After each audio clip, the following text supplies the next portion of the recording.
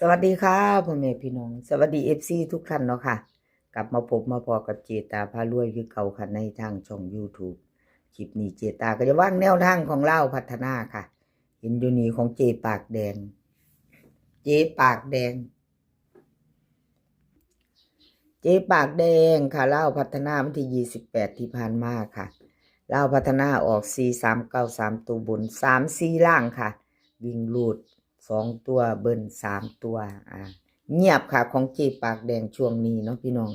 กับขอโทษขออภัย FC 2 งวดติดค่ะเขามาตามกันใหม่ไปต่อเลขทุกตัวเอามาวางเพื่อเป็นแนวทางค่ะโปรดใช้วิจารณญาณในการรับชมเป็นอย่างสูงเนาะค่ะมีเขามีหลุดไปกับขอโทษขออภัยค่ะพี่น้อง FC เนาะค่ะเขามาตามไม่มือไม่ไปต่อวันศุกร์ที่30เนาะค่ะเป็นมือแรงมาต่อกันจะคือเจตาบ้านบ่พี่น้องสังเกตหลายๆเสี้ยนเนาะเวลาเขาต่อกันต่อกันมากกันหลุดต่อกันเนาะเป็นหลายๆเสี้ยนอยู่เด้พี่น้องว่าคือเจตาบ่สังเกตเบิ่งเนาะค่ะแนวทางเนาะเวลาหลุดลายเวลาเขาก็เข้าแบบทั้งบนทั้งล่างเนาะพี่น้อง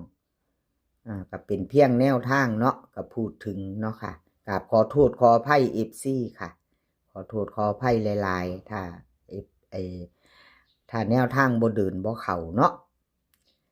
เจ๊ปากแดงค่ะเฮามาลุ้นกันใหม่มื้อนี้ลุ้นใหม่ไม่มีอะไรแน่นอนเนาะค่ะอะไรก็เกิดขึ้นได้สำหรับแนวทางเนาะเจ๊ปากแดงค่ะเฮามาลุ้นใหม่ไปต่อกับเพิ่นไผจะไปเตรียมแคปหน้าจอไว้พิจารณามื้อแลงไว้ลุ้นเนาะพี่น้องวิ่งรูดค่ะเจ๊ปากแดงเพิ่นให้มา1กับ7 2ตัวค่ะ4หาง17 18 70 72เบิ้ลค่ะ1177 3ตัวค่ะ170 118 172ค่ะวิ่งรูดวิ่งรูด1กับ7เด่นทอกันเด้อค่ะเจปากแดงวงกลมไปถึง2ตัวค่ะ1กับ7เน้น2หางค่ะ2หาง2ตัวเพิ่นเน้นให้17กับ70ค่ะ3ตัวเน้น2หาง170 172ค่ะเจ๊ปากแดงไผจะลุ้นกับเพิ่นใหม่กับไปต่อแคปหน้าจอไว้เนาะค่ะกับขอบคุณเจ๊ปากแดงหลายๆเด้อค่ะที่ให้แนวทางมาวางทางช่องด้วยดีเสมอมาค่ะเจตาเป็นกำลังแรงใจให้คือเก่าค่ะเป็นกำลังใจให้กันและกันเหมือนเดิมบ่ว่าจะเขาจะหลุดเนาะกับขอบพระคุณเป็นอย่างสูงสำหรับแนวทางค่ะสำหรับแนวทางเจ๊ปากแดงเนาะค่ะ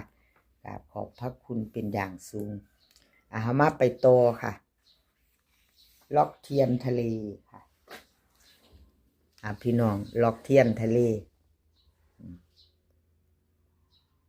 ล็อกเทียนทะเลวันที่28ที่ผ่านมาค่ะล็อกเทียนทะเลเพิ่น439ค่ะลาวพัฒนาออก34ล่างวิ่งรูด2ตัวเบิ้ล3ตัวหลุดไปเนาะค่ะแต่วันที่26ล็อกเทียนทะเลเข้าคักเนาะพี่น้อง3ตัวเนาะ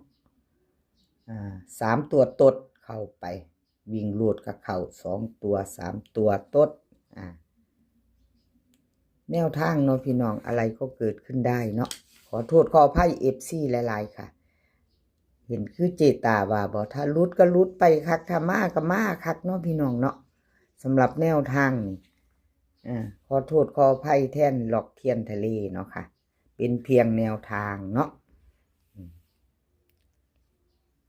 มาใหม่แล้วค่ะมื้อนี้เฮาไปต่อใหม่วันที่30ไปต่อไปใหม่วันใหม่ของล็อกเทียนทะเลแนวทางลาวพัฒนาเนาะค่ะวิ่งรูดเพิ่นให้มา7กับ5ค่ะ7กับ5 7กับ5 2ตัว4หางค่ะ7 5 7 4 5 1 5 0เบิ้ลค่ะ7 7 5 5 3ตัวค่ะ3หาง7 5 1 5 7 4 5 5 0ค่ะวิ่งรูดเพิ่นเด่น7ตัวเดียวค่ะล่อง5 2ตัวเน้น2หางค่ะเน้นให้7 5กับ51ค่ะ 3ตัวเน้นหางเดียว5751แคปหน้าจอค่ะใครจะไปต่อกับล็อกเทียนทะเลมือแรงเนาะค่ะ2 ทุ่มครึ่งกราบขอบคุญขอบคุณล็อกเทียนทะเลหลายๆค่ะที่ให้แนวทางมาว่างทางช่องของเจตาโดยดีเสมอมาเนาะเพิ่นไก่มาว่างตลอดค่ะล็อกเทียนทะเลชอบแนวทางเดียวกันชอบคำนวณเนาะพี่น้องชอบคำนวณมัดแนวทางเดียวกันแนวทางของเพิ่นล็อกเทียนทะเลเอาไปต่อค่ะอเพชรอเพชรสายวิ่งสายหลุดอเพชรเป็นจังไดเนาะอเพชรมือแรงว่าจังไดข้ามโค้งไปเที่ยวลาวอเพชรมือแรงวันที่28ค่ะอเพชรลาวพัฒนาออกลาวพัฒนาออก439 3ตัวบน34ค่ะอเพชรเข้าไปพี่น้องวิ่งลูดตัวเดียว4บน4ล่างเนาะสายวิ่งสายลูดนี่ไปตามอเพชรบ่เนาะ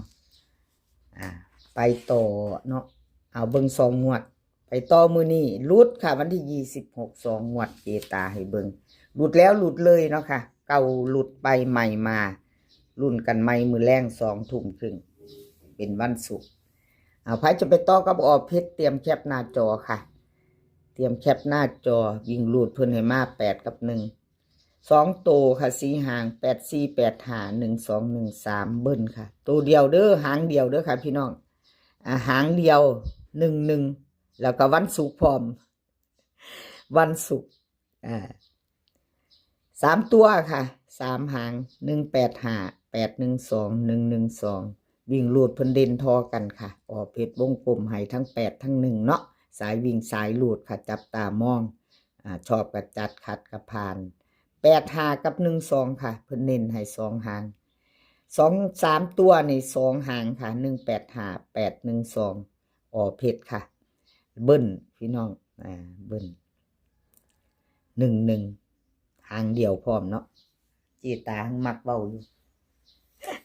มักเว้าว่าวันศุกร์มักออกเบิ้ลเนาะพี่น้องตามที่สังเกตเนาะลังเทียก็หลุดไปหลายงวดอยู่ค่ะแต่ว่าวันศุกร์บางเทื่อก็ติดกันเนาะพี่น้องมันออกเบิ้ลเนาะเจ้าว่าต้านมันจะออกวันศุกร์นั่นล่ะมันมาดีเจตาถ้าเบิ่งมือแรงว่าติ FC คอมเมนต์เข้ามาได้ค่ะน้อมรับทุกคำติชมเนาะกับขอโทษขออภัยถ้าเว้าผิดเว้าพลาดแบบใดไปเนาะพี่น้องเขียนผิดเว้าผิดก็กราบงามๆขอโทษขออภัย FC คือเก่าค่ะน้อมรับทุกคำติชมแนะนำเข้ามาได้เนาะค่ะพี่น้องFC ของเจตาผ้ารวยเนาะค่ะกราบขอบพระคุณเป็นอย่างสูงสำหรับคอมเมนต์กดไลค์กดใจกดแชร์ให้เนาะค่ะล็อกหนองบัวเป็นจังใดเนาะล็อกหนองบัวมือแรงนี่ว่าจังใดแนวทางใหม่เลขล็อกหนองบัวค่ะมาเบิ่งประวัติของเพิ่นวันที่28ที่ผ่านมาเนาะค่ะประวัติของหนองบัว43934ค่ะวิ่งลูดหลุด2ตัวเบิ้ล3ตัวมาเบิ่งอีกงวดหนึ่งค่ะเจตาให้เบิ่ง2 งวดวิ่งลูดเพิ่นเข้าไปอยู่ค่ะ2ตัวมา1ตัววันที่26เนาะค่ะ28หลุดไปหลุดแล้วหลุดเลยเก่าหลุดไปใหม่มาเนาะค่ะเก่าหลุดไปใหม่มารุ่นใหม่ไปต่อวันศุกร์ชอบกระจัดขัดกระพานไปเนาะค่ะพี่น้องกราบขอบคุญขอบคุณเลขล็อกหนองบัวค่ะที่ให้แนวทางมาวางทางช่องของเจตาด้วยดีเสมอมาเนาะค่ะให้มาตลอดเนาะลาวพัฒนาค่ะวิ่งลูด7กับ5 2ตัว71725889เบิ้ล55กับ77ค่ะ3ตัวเพิ่นให้2หาง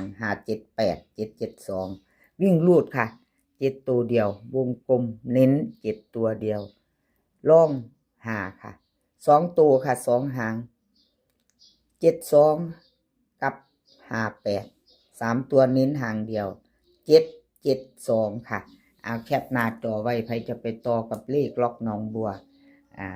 มือแรงนี่ขอให้พี่น้องโชคดีกันทุกคนค่ะกับลาวพัฒนามื้อนี้ก็ขอให้มีความสุขค่ะขอให้สุขภาพร่างกายแข็งแรงกันทุกคนเดินทางไปไสก็ขอให้ปลอดภัยเดินทางไปขอให้มีโชคค่ะกลับมาก็ขอให้มีชัย คลิปหน้าพอกันไหมค่ะคลิปนี้ก็สวัสดีค่ะ